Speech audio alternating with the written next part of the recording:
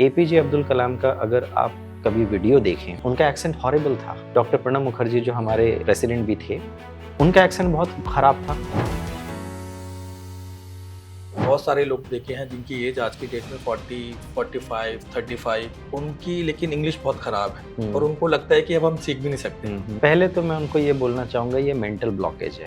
20 साल पहले ऐसा क्या आपके माइंड में आया कि आपने ये सिलेक्ट किया कि आपको कम्युनिकेशन एक्सपर्ट बनना है? आपके अकॉर्डिंग एक्सेंट बहुत जरूरी है या कम्युनिकेशन इज वेरी इंपॉर्टेंट? तो आपने 20 इयर्स की जर्नी में कितने बच्चों को ट्रेन किया है? मेरे फादर ये चाहते थे मैं किसी ऑफिस में ज्वाइन कर लूँ, अगर मैं गवर्नमेंट एग्जाम की तैयारी नहीं कर रहा तो प्राइवेट कोई कंपनी ज्वाइन करूँ। वो इनफैक्ट ये भी कहते थे कि शादी में भी प्रॉब्लम होगी। कई रिलेटिव्स और फैमिली मेंबर्स ही इसके अगेंस्ट थे। वो बोलते थे कि तुम बच्चों को पढ़ाते पढ़ाते सारी जिंदगी बच्चे ही रहोगे। तो ये हमेशा से हम सुनते हैं कि लर्निंग की कोई एज नहीं होती। ये बात सच है।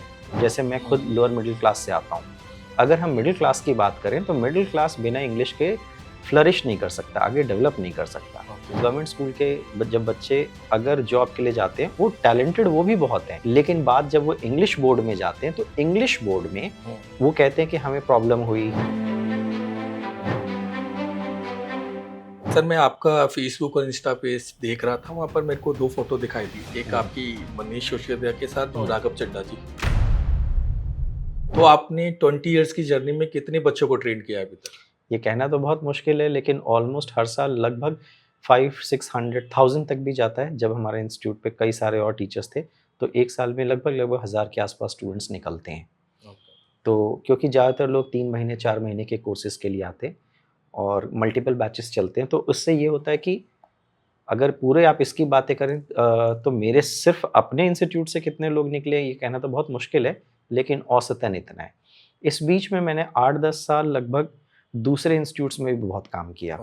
आसपास के इंस्टीट्यूट में, दूसरे नॉर्थ दिल्ली, साउथ दिल्ली के अलावा नॉर्थ में, ईस्ट में, यहाँ मैं क्लासेस करने के लिए जाता था।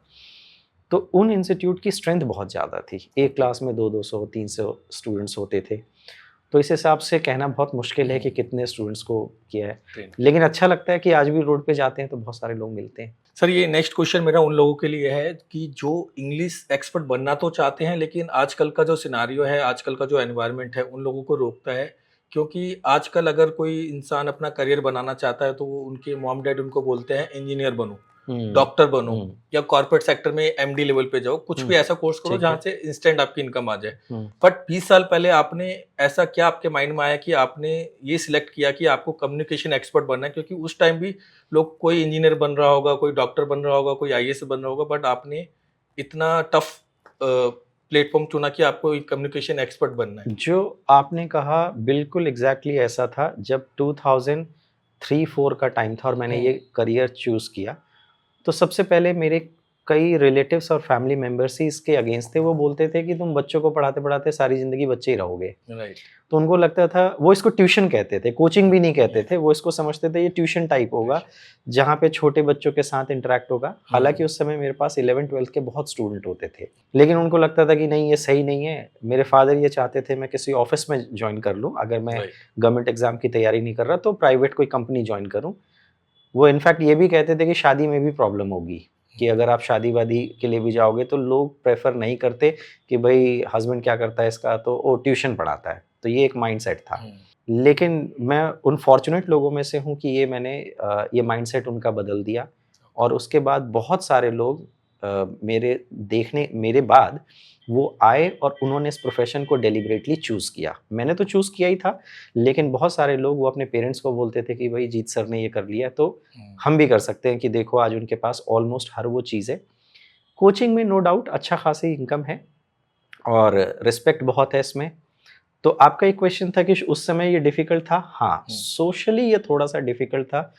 लोग बहुत इस चीज़ को उस समय, अगर मैं बात 2003-4 की करूँ तो लोग इसको बहुत ज़्यादा इम्पोर्टेंस नहीं देते थे। ये पिछले 7-8 साल में कोचिंग की बहुत बूम आई है। अब लोग बड़े-बड़े कोचिंग इंस्टीट्यूट चलाने लग गए। तो जब शुरुआत हुई थी वो सारे ऐसी ही प्रॉब्लम्स मैंने भी फेस की। कुछ हद तक लोग ऐसा सोचते थे। मेरे को डर था, लेकिन फिर भी ये लगता था नहीं, काम अच्छा है, तो मज़ा आ रहा है तो करते हैं। फिर धीरे-धीरे चलते रहे, कारवां बन गया। बाद में लोग जुड़ते गए, फिर बड़ा ब्रांड बन गया।